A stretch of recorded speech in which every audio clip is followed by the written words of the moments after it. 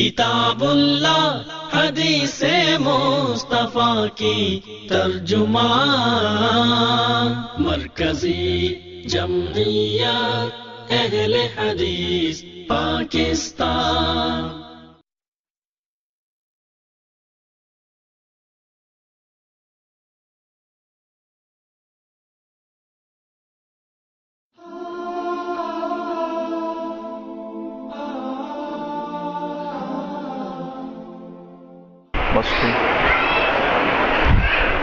السلام علیکم ورحمۃ اللہ وبرکاتہ۔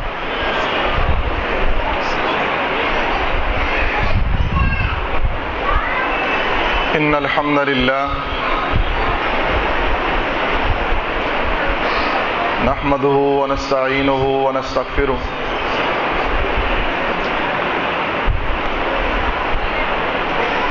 اما بعد فأعوذ باللہ السمیع العلیم من الشیطان الرجیم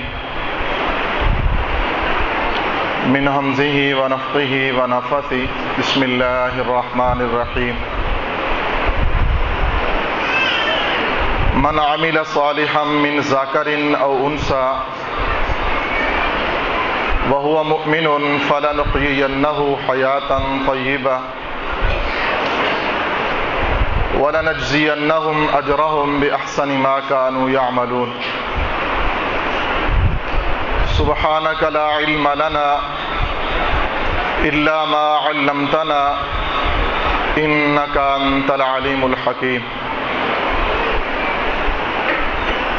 حضرات گرامی، اس بات پہ اللہ تعالیٰ کا جتنا بھی شکر ادا کیا جائے کم ہے کہ رب العالمین نے رمضان المبارک جیسا مقدس مہینہ اور پھر اس مہینہ کی عبادت کرنے کی اللہ نے ہمیں توفیق عطا فرمائی۔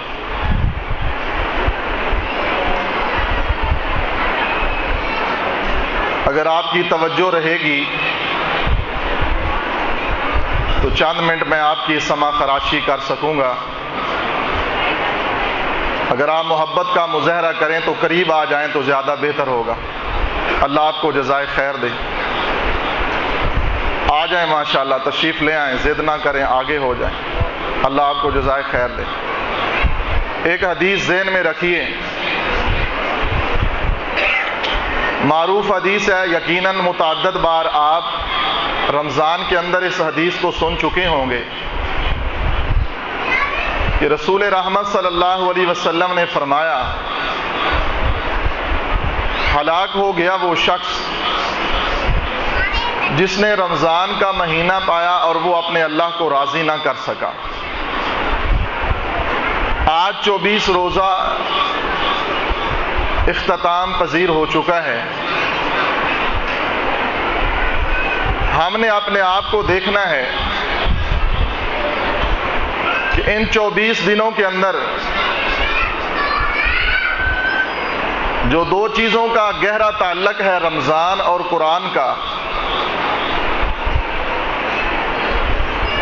یقیناً ہر مومن عبادت میں مگن اور اپنے دل کو تسکین پہنچاتا ہے۔ آپ نے نمازیں بھی پڑھی ہوں گی، روزے بھی رکھے ہیں، اور یقیناً ایسے بھی خوش قسمت ہوں گے جن کی ایک تکبیر اولیٰ بھی قضا نہیں ہوگی۔ یقیناً ایسے بھی خوش قسمت ہوں گے جنہوں نے مکمل قیام کیا ہوگا اب تک، اور جو قرآن پاک کے اس دور کے آخری 2 دن باقی ہیں ان کی خواہش ہوگی کہ ہماری ان دنوں میں بھی غیر حاضری نہ ہو۔ اللہ تعالیٰ توفیق نصیب فرمائے۔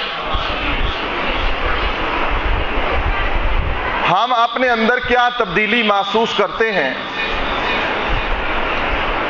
ہمارے ملک میں تقریباً 16 گھنٹے کا روزہ ہے اور گرمی کی شدت ہے۔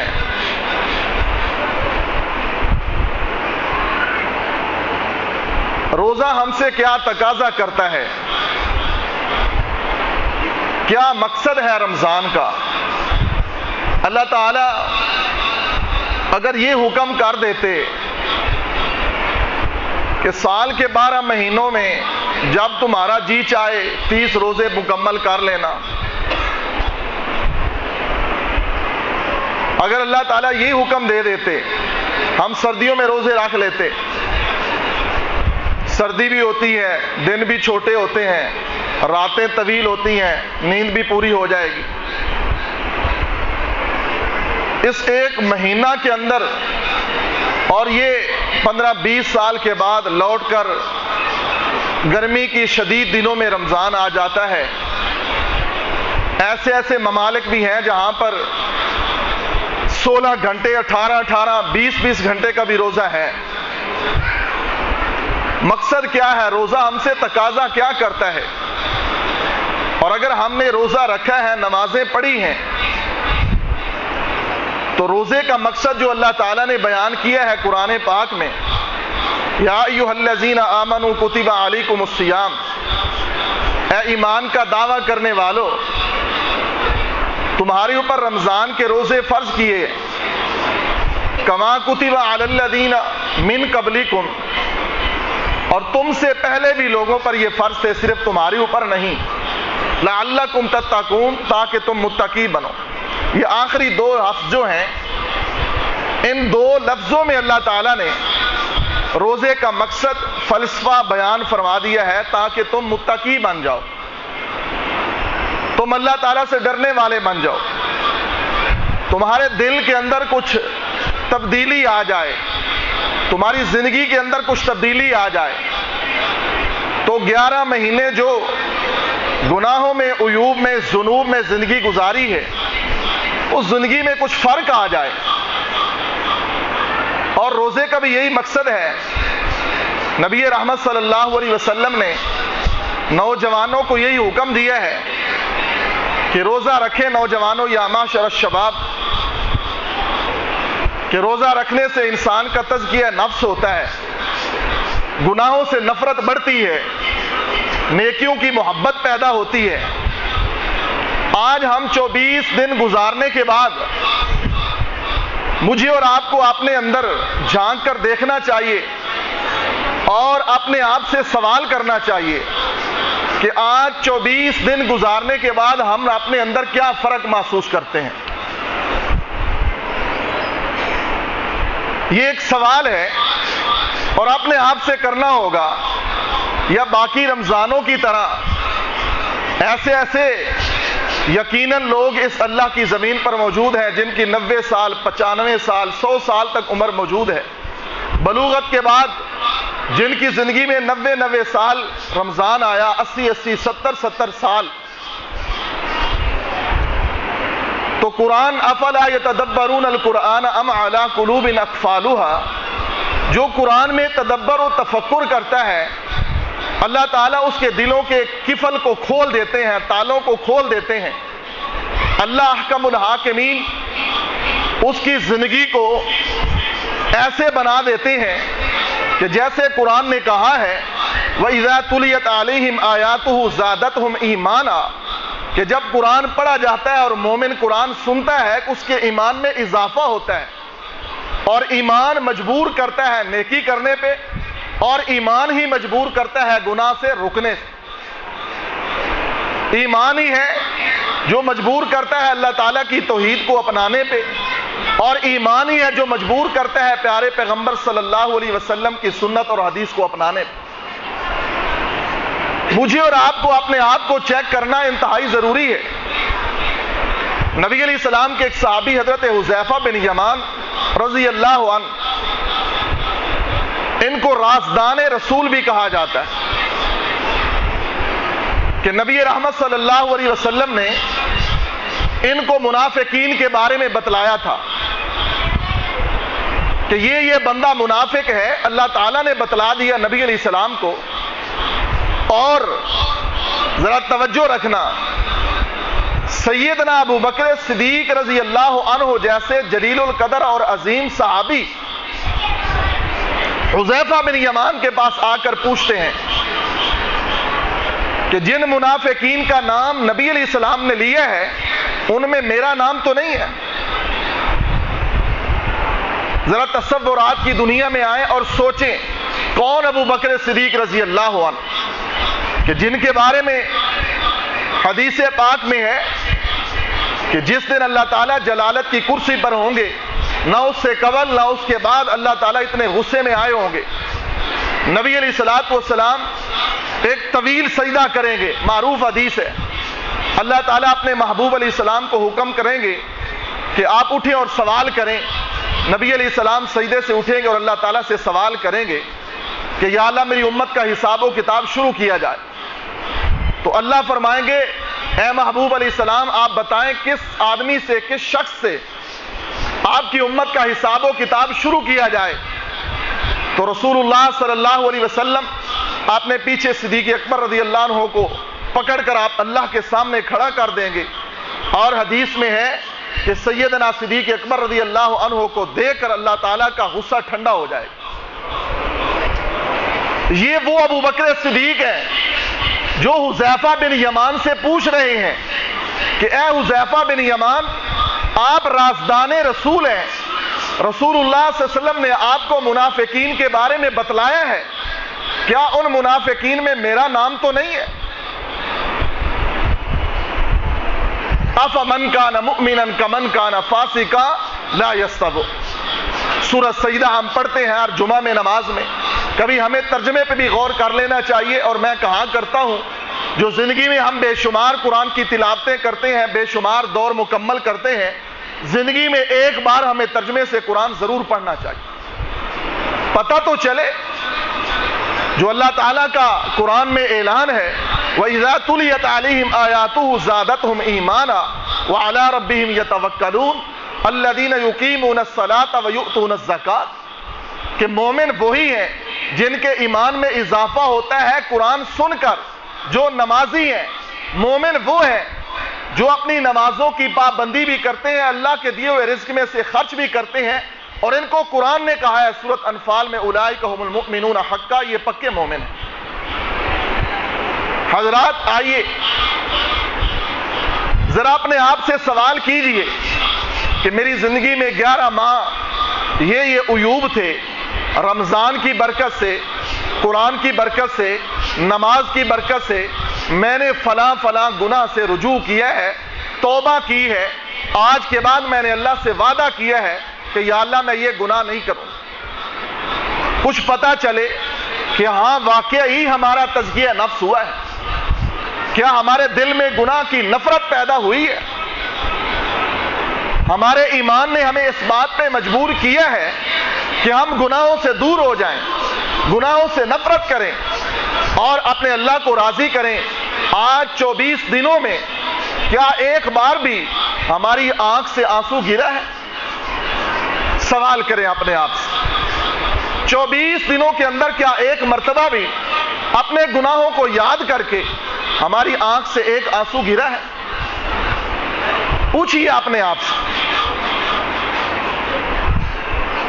حضرات گرامی، صحیح البخاری میں ہے مدینہ کے اطراف و اکناف میں بارش ہوئی، اور جہاں پر انصار مدینہ کی سبزیاں، ترکاریاں اور کھیتی باڑی تھی وہاں پر بارش نہ ہوئی۔ ایک دن انصار آپس میں مشورہ کر کے نبی علیہ الصلوۃ والسلام کے پاس گئے، اس غرض سے کہ رسول رحمت صلی اللہ علیہ وسلم سے عرض کرتے ہیں کہ آپ دعا کریں کہ مدینہ کے اطراف و اکناف میں بارش ہوتی ہے، یہاں نہیں ہو رہی، جہاں ہماری ترکاریاں، سبزیاں، ہماری کھیتی باڑی ہے، آپ دعا کریں اللہ تعالیٰ بارش دے، ہماری کھیتی باڑی سرسبز و شاداب ہو جائے۔ یہ سوچ کر، یہ مشورہ کر کے انصار رسول رحمت صلی اللہ علیہ وسلم کے پاس پہنچے، نبی علیہ السلام نے استقبال کیا، خوش ہوئے، اور رسول رحمت صلی اللہ علیہ وسلم نے کہا کہ خیریت سے آئے ہیں، آپ انصار ہیں، آپ کی بڑی قربانیاں ہیں، آپ نے مہاجرین کو پناہ دی ہے، اپنی وراثت جائیداد میں شامل کیا ہے، بڑیاں قربانیاں دی ہیں آپ نے، آج آپ جس مقصد کے لیے بھی آئے ہیں آپ کہیں انشاءاللہ میں اللہ سے دعا بھی کروں گا اور کوشش کروں گا کہ آپ جو بھی کہیں آپ کے مقصد کو پورا کرنے کی میں کوشش کروں۔ توجہ کیجیے، جب نبی علیہ السلام نے اتنی یقین دہانی کروائی تو انصار سوچ میں پڑ گئے کہ نبی علیہ السلام اتنی یقین دہانی کروا رہے ہیں، اتنی تسلی دے رہے ہیں اللہ کے نبی علیہ السلام، تو کیا ہم صرف اپنے نبی علیہ السلام سے دنیا ہی مانگے؟ کہنے لگے اللہ کے رسول صلی اللہ علیہ وسلم ہمیں مشورہ کرنے دیں۔ مشورہ کیا، واپس آئے اور یہ مشورہ کر کے آئے کہ اب نبی علیہ السلام کو یہ نہیں کہنا کہ اللہ تعالیٰ سے کہیں بارش دے دے، بلکہ نبی علیہ السلام نے جتنی یقین دہانی ہمیں کروائی ہے، ہم نبی علیہ السلام سے یہ عرض کرتے ہیں کہ اللہ کے نبی علیہ الصلوۃ والسلام آپ دعا کریں کہ اللہ ہمارے گناہوں کو معاف کر۔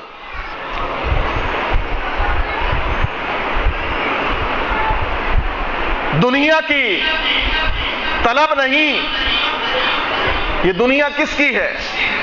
المال والبنون زینت الحیات الدنیا والباقیات الصالحات خیر عند ربک ثوابا وخیر املا۔ 15واں پارہ سورۃ کہف۔ دنیا کا طلب گار کامیاب نہیں ہے۔ اگر دنیا کا طلبگار اور دنیا کا خواہش مند یا دنیا کا ڈھیروں مال والے لوگ کامیاب ہوتے تو اللہ تعالیٰ قرآن میں یہ نہ کہتا ان قارون کان من قوم موسیٰ فبغى علیہم۔ آپ دیکھیں تو صحیح قارون کا کیا حشر۔ حضرات گرامی، بڑی بڑی دعائیں محبوب کریم صلی اللہ علیہ وسلم کی ہمیں یاد ہیں۔ رسول اللہ صلی اللہ علیہ وسلم نے بڑی بڑی دعائیں کی ہیں، یقیناً آپ کو بھی بہت ساری دعائیں یاد ہوں گی۔ کبھی کسی نے کوئی دعا ایسی محبوب علیہ السلام کی سنی ہے کہ نبی علیہ السلام نے اللہ تعالیٰ سے اس دنیا کا مطالبہ کیا ہو؟ کبھی نبی علیہ السلام نے پوری زندگی میں اس دنیا کا سوال نبی علیہ السلام نے کیا ہو؟ باوجود اس کے کہ میرے محبوب صلی اللہ علیہ وسلم کے گھر میں فاقے معروف روایات آپ کے ذہن میں یقیناً ہوں گی، کبھی دنیا کا سوال نہیں۔ لیکن آج ہم اس دنیا کی خاطر اللہ تعالیٰ سے دور، دین سے دور، حیا، شرم اور غیرت کے تقاضے جو ہمیں پورے کرنے چاہیے بالخصوص دیکھتے ہیں جب مجبوراً بازار میں آنا پڑتا ہے نہ چاہتے ہوئے بھی، تو ایسے محسوس ہوتا ہے کہ یہ عبادت کا مہینہ نہیں ہے، یہ کاروبار اور تجارت کا مہینہ ہے، یہ بزنس کا مہینہ ہے، یہ شاپنگ کا مہینہ ہے۔ اللہ اکبر کبیرہ۔ جبکہ نبی رحمت صلی اللہ علیہ وسلم نے فرمایا سب سے بہترین جگہ مسجد اور سب سے بری جگہ بازار۔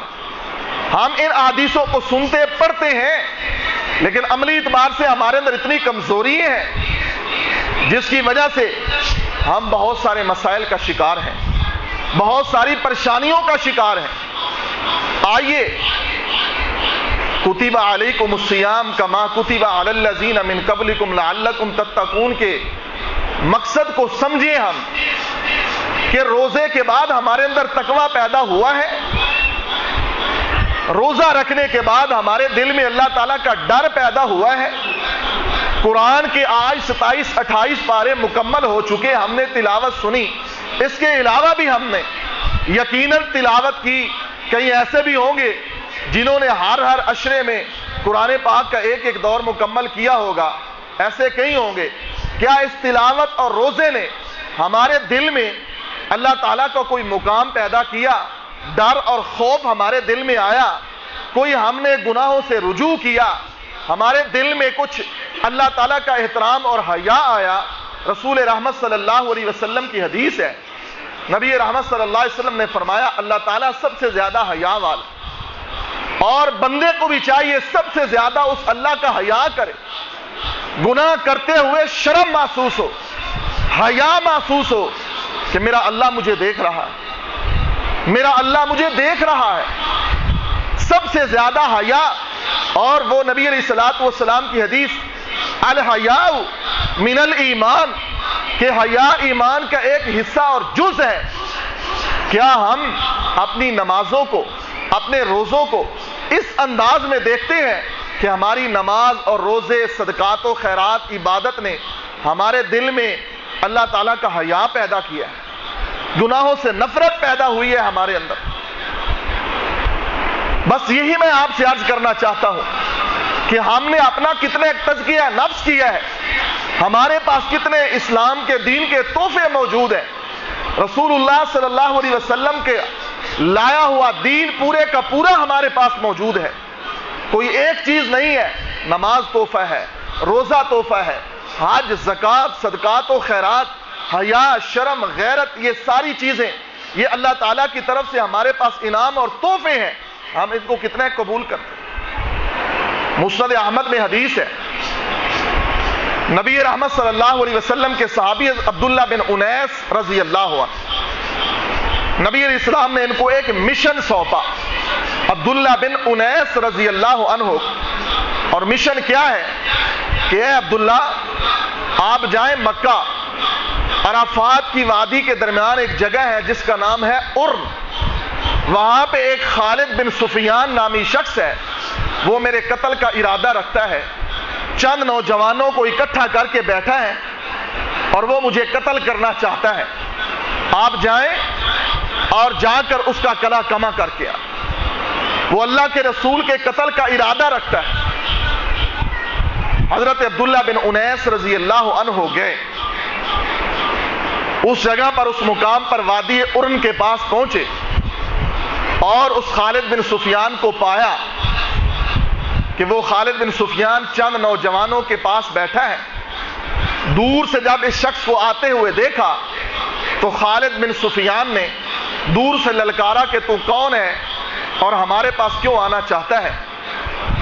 اس نے کہا عبداللہ بن انیس رضی اللہ عنہ نے کہ میں تمہارے مشن کو جانتا ہوں، میں تمہارے ساتھ مل کر تمہارے مشن کو پایا تکمیل تک پہنچانا چاہتا ہوں۔ قریب بلا لیا، بیٹھ گئے۔ عبداللہ بن انیس اپنے جو مشن پہ تھے، موقع پایا، خالد بن سفیان کو قتل کیا اور وہاں سے بھاگے، بخیر و عافیت نبی علیہ الصلوۃ والسلام کے پاس پہنچ گئے۔ خالد بن سفیان کو قتل کرنے کے بعد، دشمن رسول کو قتل کرنے کے بعد، خالد بن سفیان کو قتل کرنے کے بعد عبداللہ بن انیس نبی علیہ الصلوۃ والسلام کے پاس باخریت و عافیت پہنچ گئے۔ نبی علیہ السلام نے پوچھا کہ اپنا کام کر کے آئے؟ جی کر کے آئے۔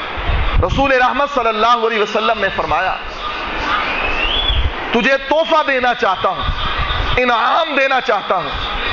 نبی علیہ السلام نے انعام اور تحفہ لاٹھی دے دی۔ لاٹھی مبارک نبی علیہ السلام نے عبداللہ بن انیس کو تحفہ دے دیا۔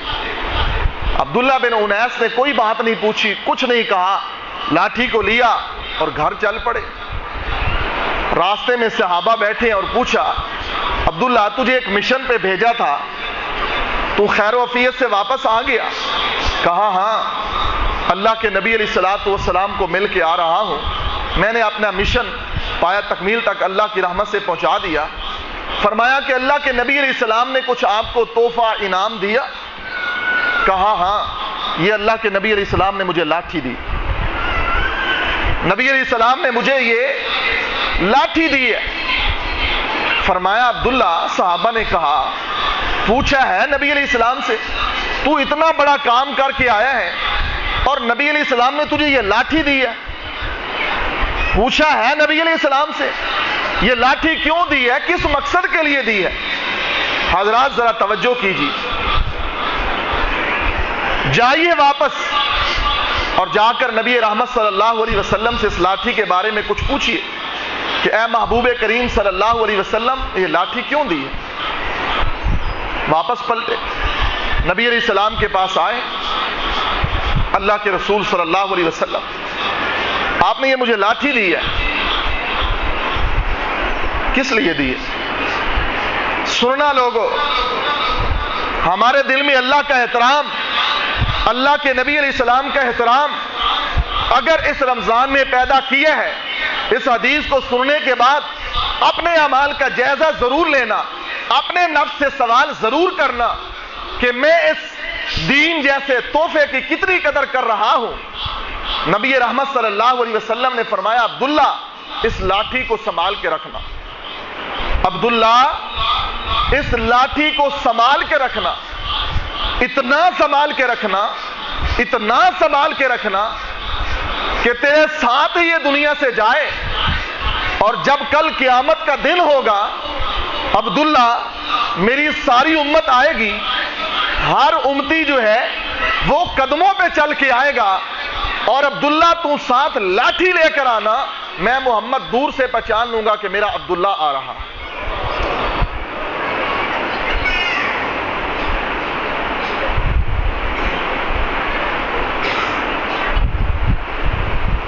میرے محبوب نے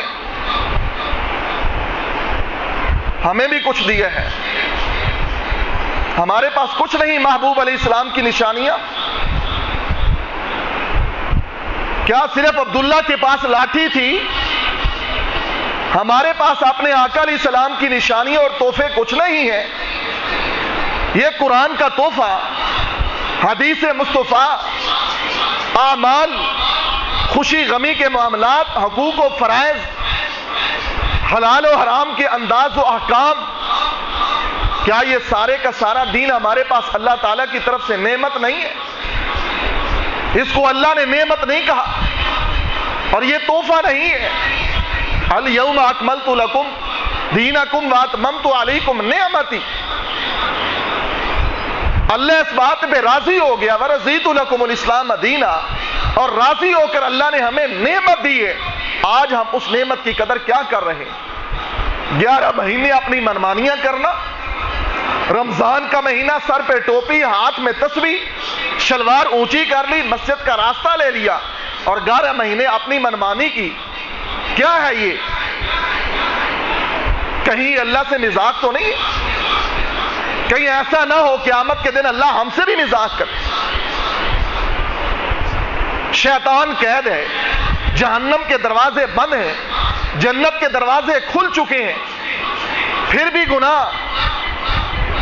ایک مومن آدمی سوال کرتا ہے، اپنے آپ سے پوچھتا ہے کہ شیطان قید، سرکش جنات قید، جہنم کے دروازے بند، جنت کے دروازے کھلے، پھر یہ بدعمالیاں کیوں ہیں؟ اس لیے بھائیو کہ جن کو گناہوں کی عادت پڑی ہوتی ہے، جن لوگوں نے اپنے آپ کو گناہوں کی ہی عادت ڈالی ہوتی ہے، وہ اولیاء شیطان بن جاتے ہیں۔ شیطان کو اپنی ڈپٹی کرنے کی کوئی ضرورت نہیں ہوتی، اس حدیث میں کوئی شک نہیں ہے۔ میرے محبوب علیہ السلام نے حق فرمایا کہ شیطان قید ہے، سارے جنات و سرکش شیاطین قید ہیں، بدعمالیاں کرنے والے خود اولیاء شیطان ہیں، شیطان کے دوست بن گئے۔ جیسے اولیاء رحمان کے دوست ہوتے ہیں۔ صحیح البخاری میں وہ حدیث ہے نا، نبی علیہ السلام نے فرمایا جب بندہ اللہ سے ڈرتا ہے، تقوی اختیار کرتا ہے، نبی علیہ السلام نے فرمایا اللہ تعالیٰ اس کی آنکھ بن جاتی، اللہ تعالیٰ اس کے ہاتھ بن جاتے ہیں، ہاں اللہ تعالیٰ اس کی زبان بن جاتے ہیں۔ کیوں؟ اس کی آنکھ سے، اس کے ہاتھ سے، اس کی زبان سے، اس کے پاؤں سے کوئی ایسا کام نہیں ہوتا، یہ اللہ تعالیٰ کا دوست بن جاتا۔ اور اللہ کے دوستوں کی پہچان قرآن میں اللہ نے یہی بیان فرمائی ہے، اللہ ولی الذین آمنوا یخرجہم من الظلمات الی النور والذین کفروا اولیاؤہم الشیطان۔ حضرات، آج ہماری نماز نے، روزے نے، عبادات نے، صدقات و خیرات نے کیا ہمیں اس بات پہ مجبور کیا ہے کہ ہم اپنی اپنا تعلق اللہ سے لگائیں، حیا اور شرم اپنے اندر پیدا کریں؟ سب سے زیادہ حیا اللہ کا، سب سے زیادہ حیا محمد رسول اللہ صلی اللہ علیہ وسلم کا، کہ ہم گناہوں سے نفرت کریں، گناہوں کو گھٹیا اور حقیر سمجھیں، اللہ تعالیٰ کے ساتھ ایسی محبت اور تعلق بنائیں۔ وہ بخاری کی حدیث آپ سمجھیں، اگر آپ اللہ سے ڈر کر اعمال کر رہے ہیں تو وہ بدکارہ اور فاحشہ عورت جس نے ایک کتے کو پانی پلایا تو نبی علیہ السلام نے کیا فرمایا؟ اللہ نے اس کو معاف کر دیا۔ حدیث سنی آپ نے، معروف حدیث۔ آپ تو مومن ہیں، ہم تو مومن ہیں، اگر وہ اتنا کام کرنے سے اللہ اس کو معاف کر سکتے ہیں تو اگر ہم رجوع اللہ کریں، سچی توبہ کریں، اپنے اللہ کو راضی کریں، کتنی رحمت کے بند دروازے ہمارے اوپر کھل جائیں گے، کتنی نحوستیں ہم سے دور ہو جائیں گی، کتنے فتنوں کا جو ہم شکار ہیں وہ فتنے ہم سے چھٹ جائیں گے. اگر ایک فاحشہ عورت کو چھوٹے سے عمل پہ اللہ معافی دے دیتے ہیں, اللہ راضی ہو جاتے ہیں, تو ہم تو مومن ہیں, مسلمان ہیں, رمضان میں عبادت کر رہے ہیں. لیکن معاملہ کیا ہے؟ رمضان جائے گا اور رمضان کے ساتھ ہماری عبادت کا ذوق بھی جاتا رہے گا. ویسے ہی ہم بازاروں کی زینت, دنیا دار اور دنیا کے مال جمع کرنے میں لگ جائیں گے, بس رمضان کا مہینہ عبادت کے لیے اور باقی 11 مہینے اپنی منمانی کے. حضرات ایسا کیوں ہے؟ ایسا اس لیے ہے, قرآن کہتا ہے نماز بے حیائی سے روکتی ہے. قرآن کہتا ہے روزہ اس لیے ہے تاکہ تم تقوی اختیار کرو. اگر ہماری نماز نے ہمیں بے حیائی سے نہیں روکا تو آپ کس کو غلط کہیں گے؟ اپنے آپ کو غلط کہیں گے یا قرآن کو غلط کہیں گے؟ اگر روزے نے تقوی پیدا نہیں کیا, دل میں ڈر اور خوف اللہ کا نہیں پیدا ہوا, تو آپ کس کو غلط کہیں گے؟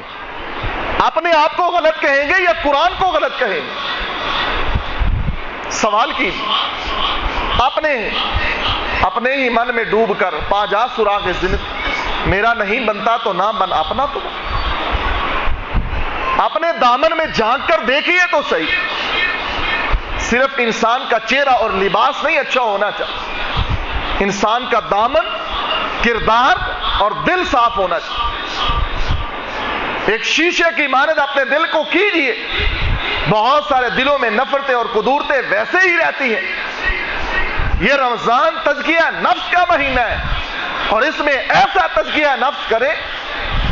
اللہ تعالیٰ نے رزقی فراوانی ہمیں دے دی. صحیح البخاری میں حدیث, عبد الرحمن بن عوف رضی اللہ عنہ, افطاری کا وقت, سامان افطاری کا سامنے پڑا, آپ رو رہے ہیں. صحابہ نے پوچھا یہ رونے کا ٹائم تو نہیں, قبولیت کا وقت ہے, دعا کیجیے. فرمایا ہمارے ایک بھائی شہید ہوئے, مصعب بن عمیر رضی اللہ عنہ, ہمارے پاس کفن نہیں تھا. مصعب بن عمیر کا سر ڈھانپتے تھے, پاؤں ننگے ہو جاتے تھے. اگر پاؤں ڈھانپتے تھے سر ننگا ہو جاتا تھا. آج اللہ نے ہمیں اتنا مال دے دیا ہے, افطاری کے وقت ہمارے پاس انواع و اقسام کے کھانے, بہترین مشروبات, بہترین قسم کے کھانے اور پھل موجود ہیں. ایسے لگتا ہے جیسے دنیا میں اللہ نے ہماری نیکیوں کا صلہ دینا شروع کر. ایسے محسوس ہوتا ہے کہیں آخرت میں ہمارا حصہ ختم نہ ہو جائے. حضرات ہم افطاری کے وقت خوش ہوتے ہیں, ہونا بھی چاہیے. نبی علیہ السلام کی حدیث ہے اللہ مومن کو 2 خوشیاں, روزے دار کو ایک افطاری کے وقت اور ایک اس وقت جب اللہ تعالیٰ اپنا دیدار نصیب فرمائے. جنت میں سب سے بڑی نعمت اللہ تعالیٰ کا دیدار ہے. حضرت جابر رضی اللہ عنہ کے والد فوت ہوئے, عبداللہ, حضرت جابر بن عبداللہ, جابر کے والد عبداللہ صحابی رسول فوت ہوئے تو مقروض تھے. نبی رحمت صلی اللہ علیہ وسلم کو اطلاع ملی, جابر رضی اللہ عنہ آئے, اللہ کے نبی علیہ السلام میرا باپ فوت ہو گیا ہے. اللہ کے نبی علیہ السلام آئیے میرے باپ کو جو ہے غسل دینے کے بعد جنازہ پڑھنا ہے, آپ تشریف لائیں, جنازہ پڑھیں. نبی علیہ السلام, بڑی لمبی حدیث ہے جس میں حضرت جابر کے والد عبداللہ کے قرض کا ذکر بھی ہے, مقروض فوت ہوئے اور بہت ساری باتیں. لیکن جو میرے موضوع کے متعلق بات ہے, نبی رحمت صلی اللہ علیہ وسلم نے فرمایا عبداللہ کسی کو یہ اعزاز حاصل نہیں جابر جو تیرے باپ کو اللہ تعالیٰ نے اعزاز دیا ہے, اور وہ کیا ہے کہ اللہ تعالیٰ نے تیرے باپ کو پردے ہٹا کر اپنا دیدار کروا دیا. سب سے بڑی نعمت اللہ تعالیٰ کا دیدار ہے, اور یہ روزے دار کو نصیب ہوگا جو دنیا میں ایک خوشی افطاری کے وقت اور دوسری خوشی جب اللہ تعالیٰ کا دیدار نصیب ہوگا. لیکن ہوگا کس کو؟ ہوگا کس کو؟ جس کے روزے نے اس کو برائی سے روکا ہی نہیں ہے. یا ایھا الذین آمنوا کتب علیکم الصیام کما کتب علی الذین من قبلکم لعلکم تتقون کو سمجھیے, لعلکم تتقون کو سمجھیے, غور کیجئے. جس کے روزے نے اس کے گناہوں کی عادت چھڑائی نہیں ہے, جس کے روزے نے اسے مجبوری نہیں کیا کہ بھئی تو توبہ کر لے, اپنی آنکھ سے ایک آنسو گرا لے, اپنے اللہ کو راضی کر لے, تیری گناہوں کی 70 سالہ جو ذنوب اور خطائیں ہوں گی، اللہ تیرے ایک آنسو سے اس کو دھو ڈالیں گے۔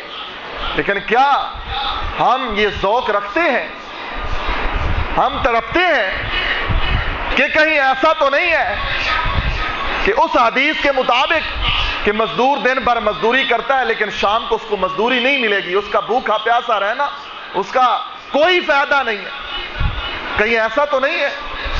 اللہ ہمیں ایسی بد نصیبی سے محفوظ فرمائے، اللہ ہمیں ایسی بدقسمتی سے محفوظ فرمائے، رب کریم ہمیں ایسی ہلاکت سے، بربادی سے محفوظ فرمائے کہ ہلاک ہو گیا وہ شخص جس نے رمضان کا مہینہ پایا اور اپنے اللہ کو راضی نہ کر سکے۔ حضرت عبداللہ بن عمر بن عاص رضی اللہ عنہ نبی علیہ السلام کے پاس آئے اور آ کر کہتے ہیں اللہ کے نبی علیہ السلام، میں بیعت کرنا چاہتا ہوں، میں مسلمان ہونا چاہتا ہوں۔ نبی علیہ السلام نے فرمایا کیجئے بیعت، ہاتھ بڑھائیے۔ اپنا ہاتھ آگے بڑھایا اور پھر پیچھے کھینچ لیے۔ رسول کریم صلی اللہ علیہ وسلم نے فرمایا عبداللہ خیریت ہے؟ عبداللہ کیا ہوا، ارادہ بدل گیا؟ فرمایا نہیں نبی علیہ السلام، میں عبداللہ بدر میں آپ کے خلاف آیا کافروں کی طرف سے لڑنے کے لیے، احد میں آپ کے خلاف آیا لڑنے کے لیے، بڑے گناہ کیے، اور یہاں اس مقام پر جو میں آیا ہوں یہاں سے میرا گھر 300 میل دور ہے، میں 300 میل لمبا طویل سفر کر کے آیا ہوں۔ اللہ کے نبی، میں کسی مقصد کے لیے آیا ہوں، میرے گناہوں کو آپ دیکھیں کہ میں اللہ کے نبی کی مخالفت میں احد اور بدر میں آیا، میرے پچھلے گناہوں کا کیا بنے گا؟ جب دل میں ایمان آ جائے تو پھر دل میں یہ کھٹکا لگتا ہے کہ میرے پچھلے گناہوں کا کیا بنے گا۔ نبی علیہ السلام نے فرمایا عبداللہ، جو یہ دین ہے، جو یہ شریعت ہے، جو یہ قرآن ہے، اس کو ماننے والا، اس دین اور شریعت میں آنے والا جب سچے دل سے اللہ کو راضی کرتا ہے اور توبہ کرتا ہے، ان الحسنات یذہبن السیئات، اللہ اس کے گناہوں کو نیکیوں میں تبدیل کر دیتا۔ فرمایا میں 300 میل سفر کر کے آیا ہوں، اور میرے بھائی آپ کے گھر سے مسجد کا سفر 300 میل یا 300 گز ہے، کبھی آئیں تو صحیح اپنے اللہ کے گھر میں تنہائی میں بیٹھ کر اپنی آنکھ سے مکھی کے سر جتنا آنسو گرائیں تو صحیح۔ لیکن افسوس یہ ہے کہ ہمارے دل سخت ہو گئے۔ ثم قست قلوبکم من بعد ذلک فہی کالحجارۃ او اشد قسوۃ وَإِنَّ مِنَ الْحِجَارَةِ لَمَا يَتَفَجَّرُ مِنْهُ الْأَنْهَارُ وَإِنَّ مِنْهَا لَمَا يَشَّقَّقُ فَيَخْرُجُ مِنْهُ الْمَاءُ وَإِنَّ مِنْهَا لَمَا يَهْبِطُ مِنْ خَشْيَةِ اللَّهِ وَمَا اللَّهُ بِغَافِلٍ عَمَّا تَعْمَلُونَ۔ بعض پتھر ایسے ہیں جو ڈر کر نیچے لڑک آتے ہیں، بعض پتھر ایسے ہیں جس سے چشمے پھوٹ پڑتے ہیں، بعض پتھر ایسے ہیں جو اللہ تعالیٰ کے خوف کی وجہ سے جن سے نہریں جاری ہو جاتی ہیں۔ کیا انسان ہے کہ 28 پاروں کی تلاوت سن لی، دل نرم نہ ہوا، 24 روزے رکھ لیے، گناہوں سے نفرت پیدا نہ ہوئی؟ نوجوان میرے بھائی ذرا غور کر، اس جوانی کو یہ نہ سمجھ اللہ تعالیٰ نے میری اور تیری جیب میں یہ لکھ کر اشتام نہیں ڈالا کہ یہ بال سفید ہوں گے تب موت آئے گی۔ فَإِذَا جَاءَ أَجَلُهُمْ لَا يَسْتَأْخِرُونَ سَاعَةً وَلَا يَسْتَقْدِمُونَ وَمَا تَدْرِي نَفْسٌ مَاذَا تَكْسِبُ غَدًا وَمَا تَدْرِي نَفْسٌ بِأَيِّ أَرْضٍ تَمُوتُ قُلْ يَتَوَفَّاكُم مَلَكُ الْمَوْتِ الَّذِي وُكِّلَ بِكُمْ ثُمَّ إِلَىٰ رَبِّكُمْ تُرْجَعُونَ۔ کیا یہ قرآن کی آیات ہمارے دل پر کوئی اثر نہیں کرتی؟ کیا ہمارے دل سخت ہو گئے ہیں؟ رمضان ہمارے سروں سے گزر گیا ہے، اتنے دروس سنے، اتنے پروگرام اٹینڈ کیا، اتنی محفلیں اٹینڈ کی، قرآن کی تلاوت، ذکر و اذکار، صدقات و خیرات، کیا آج ہم اپنے اندر کیا تبدیلی محسوس کرتے ہیں کہ ہم نے کیا کھویا اور کیا پایا ہے؟ 24 دن گزارنے کے بعد ہم نے رجوع اللہ کے بارے میں سوچا ہو کہ میری زندگی میں یہ عیب ہے، یہ گناہ ہے، یہ خطا ہے، میں غلطی پہ ہوں، میں نے مرنا ہے، اپنے اللہ کو منہ دکھانا ہے۔ اور اگر ایسا نہیں ہے،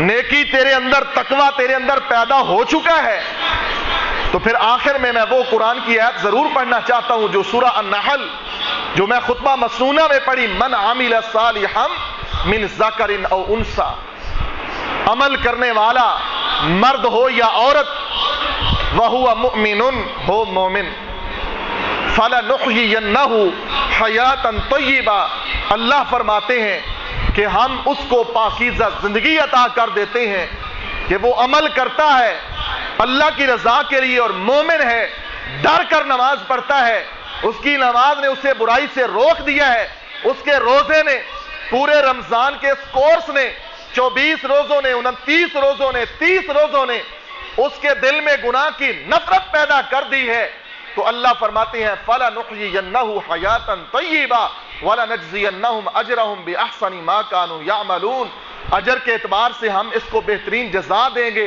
بہترین صلہ دیں گے۔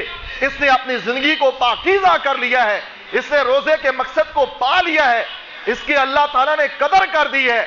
اور اگر میرے تیرے روزے اور نماز نے، تلاوت قرآن نے دل میں گناہ کی نفرت پیدا نہ کی، تو پھر پڑھیے یا ایھا الذین آمنوا اتقوا اللہ، اے ایمان کا دعوے کرنے والو، ذرا اپنے اندر دل میں اللہ کا ڈر اور خوف پیدا کرو۔ کیسا ڈر؟ حق تقاتی ہی، جس طرح اس مالک سے ڈرنے کا حق ہے۔ ولا تموتن الا وانتم مسلمون، نہ تمہیں موت آئے مگر اس حالت میں کہ تم اللہ کے فرما بردار ہو۔ بتلاؤ جس کو گناہوں کی عادت پڑی ہے، جو سارا سال گناہ پہ گناہ کرتا ہے، اس کو موت کس حالت میں آئے گی؟ انما الاعمال بالخواتیم، اعمال کا دار و مدار خاتمے پہ ہے۔ جس کو رمضان نے برائی سے نہ روکا، جس کو قرآن کی تلاوت نے برائی سے نہ روکا، سوچ تیری موت کس حالت میں آئے گی۔ نبی علیہ السلام نے فرمایا انما الاعمال بالخواتیم، اعمال کا دار و مدار خاتمے پہ ہے۔ جیسے صحیح البخاری کی پہلی حدیث انما الاعمال بالنیات، ایسے یہ بھی حدیث ہے انما الاعمال بالخواتیم، تیرے میرے اعمال کا دار و مدار خاتمے پہ ہے۔ اگر تیرے میرے رمضان کے مہینے نے، اس پورے مہینے مقدس کے اندر ہم نے گناہوں سے نفرت نہیں کی، توبہ نہیں کی، ہمارے نماز نے اور روزے نے ہم سے گناہوں کی جو ہے محبت نہیں چھڑائی، تو پھر سوچیں ہماری موت کیسے آئے گی۔ کہیں گناہ کرتے موت نہ آ جائے، شراب پیتے موت نہ آ جائے، غلاظت دیکھتے گناہ کے قریب جاتے موت نہ آ جائے، فحاشی کے قریب جاتے موت نہ آ جائے۔ اللہ اس بات پہ قادر ہے، عین اس موقع پر مجھے اور آپ کو موت دے دے جب ہم گناہ کر رہے ہوں، تو بتلاؤ ہمارا کیا حشر ہو۔ وَلَا تَمُوتُنَّ إِلَّا وَأَنْتُمْ مُسْلِمُونَ، نہ مرو مگر اس حالت میں کہ تم اللہ کے فرما بردار مسلمون ہو۔ فرما برداری کی حالت میں اگر موت طلب کرتے ہو تو پھر گناہوں سے نفرت کرنا اور گناہوں سے بیداری انتہائی ضروری۔ حضرات، اللہ تعالیٰ سے دعا ہے کہ میرا مالک ہمیں ریاکاری سے محفوظ فرمائے۔ اگر ہم نے پورے روزے رکھے ہیں، تراویح ادا کی ہے، صدقات و خیرات بھی کر رہے ہیں، اللہ کے سامنے اللہ نے ہمارے دلوں کو نرم کیا، ہم روئے ہیں، تو اللہ یہ ہماری عبادات قبول فرما دے۔ آپ کا وقت اتنا ہی ہوتا ہے زندگی وفا کی، تو پھر اس سے آگے انشاءاللہ معذرت کے ساتھ اگر کوئی 2-4 منٹ اوپر ہو گئے ہیں تو میں نہیں چاہتا تھا، لیکن اگر آیا تھا تو اس مقصد کے لیے کہ آپ سے دعا کرواؤں کہ اللہ تعالی ہم سب کے حال پہ رحم فرمائے، اللہ کریم ہماری عبادات کو قبول فرمائے، مالک کریم ہماری اس عبادت کو ہماری اخروی نجات کا سبب و ذریعہ بنا دے۔ اقول قولی ھذا استغفر اللہ لی ولکم ولسائر المسلمین وآخر دعوانا ان الحمد للہ رب العالمین۔